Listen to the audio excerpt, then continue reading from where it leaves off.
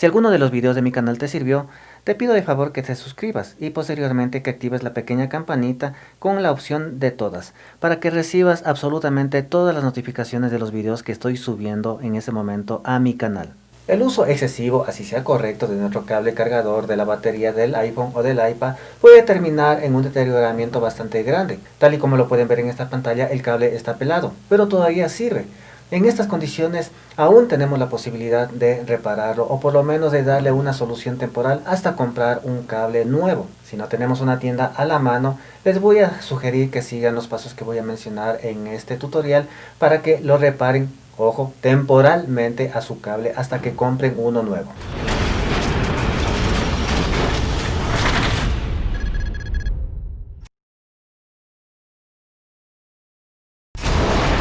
Hace un tiempo atrás realicé un video en donde les enseñaba a todos cómo verificar si la batería de nuestro dispositivo móvil iOS está funcionando correctamente.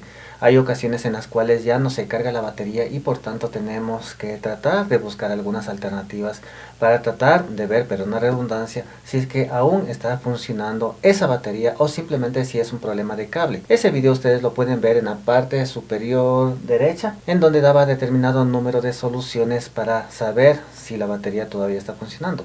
Ahora bien, no siempre es la batería, podría ser el cargador, podría ser el cable. Para esta última situación yo les recomiendo a ustedes inevitablemente tratar de comprar un cable nuevo en una tienda especializada. El problema que yo tengo con este cable es que por alguna extraña razón no funciona la carga rápida. Seguramente es un genérico y por tanto no tiene, no sé, los conectores ideales, los hilos no están perfectamente bien distribuidos. Bueno, pueden haber una gran cantidad de alternativas o tal vez el material con el cual fue fabricado.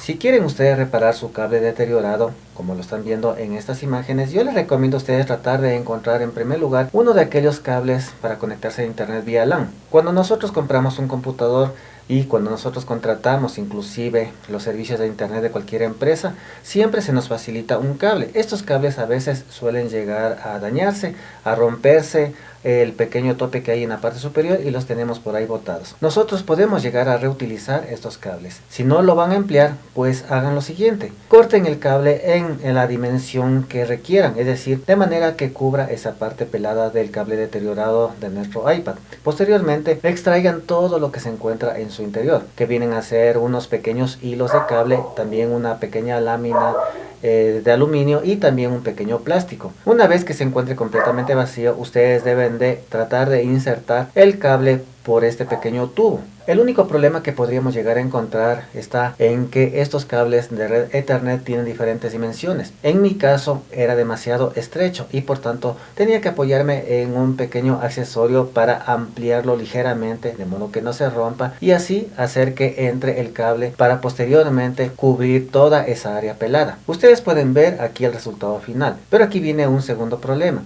Algunos de estos cables de red internet o de red LAN no son maleables. Es decir, que aplicándole calor debería de reducirse ese diámetro y quedar completamente pegado al cable cargador. Ustedes pueden ver en este video que no es propio, sino más bien de alguien que me sugirió realizar esta tarea, que lo hace fácilmente. Utilizó los mismos materiales. La ventaja que tiene esta persona es que este recubrimiento sí es maleable y con el calor simplemente se pega y se queda completamente adherido al cable cargador de nuestro iPhone o iPad.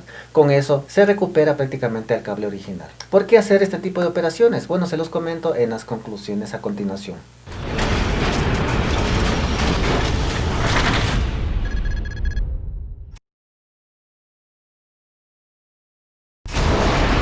Como conclusiones puedo decirles a ustedes que es conveniente tener el cable en perfecto estado. Hace un tiempo atrás apareció una noticia a nivel mundial en donde se decía que una niña estaba trabajando en su iPhone y estaba cargándose también la batería al mismo tiempo. Ella sabía que estaba pelado en una de las puntas y eso estaba al parecer provocando un pequeño cortocircuito. No se percató de ello.